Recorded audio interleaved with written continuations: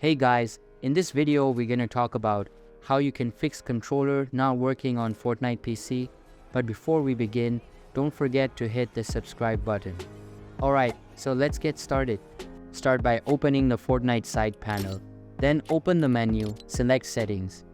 Go to the mouse and keyboard settings, find the ignore controller input option and turn it off. Click apply and your controller will now be working in Fortnite. If your controller still won't work, then try unplugging it for a few seconds, then reconnect it or try plugging it into a different USB port on your PC.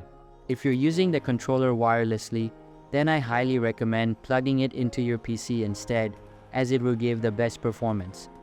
However, if you want to use the controller wirelessly, then close Fortnite and open Steam.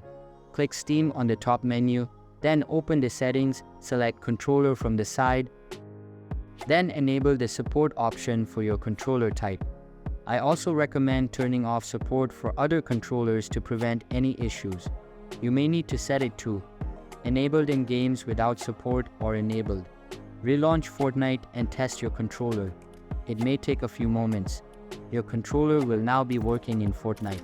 So that's basically how you can fix controller problem in Fortnite. So that's all for this video. Hope you liked the video. Thanks.